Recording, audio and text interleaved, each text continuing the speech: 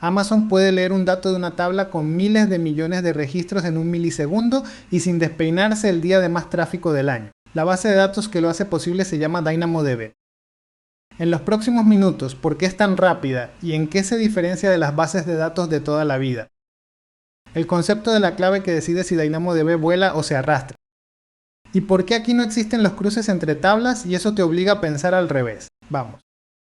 DynamoDB es una base de datos no SQL gestionada y sin servidores. No administras nada, ni máquinas, ni discos, ni escalado.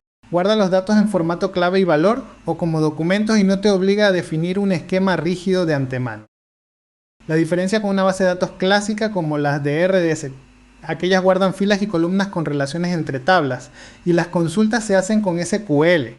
DynamoDB renuncia a eso a cambio de una cosa: velocidad constante en milisegundos, tengas 1000 registros o 1000 millones.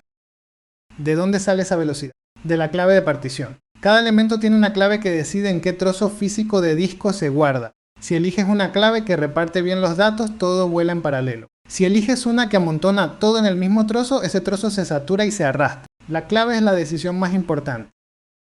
Y hay una segunda clave opcional, la de ordenación, que te deja guardar muchos elementos bajo la misma partición y consultarlos por rango. Por ejemplo, todos los pedidos de un cliente ordenados por fecha. Partición para agrupar, ordenación para buscar dentro. Y el giro mental del teaser, aquí no puedes cruzar tablas como en SQL. Así que no diseñas primero las tablas y luego las consultas. Lo haces al revés. Piensas qué preguntas va a hacer tu aplicación y modelas los datos para responderlas rápido. Es incómodo al principio y es la razón de su velocidad.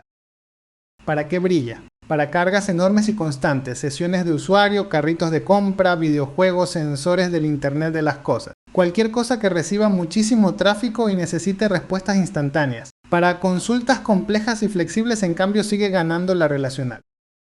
Así que DynamoDB es NoSQL sin servidores, rapidísima a cualquier escala, mandada por la clave de partición y sin cruces entre tablas. Es la otra cara de las bases de datos en AWS. Si vienes del mundo SQL, mira mi vídeo de RDS para ver la cara relacional. Te lo dejo aquí.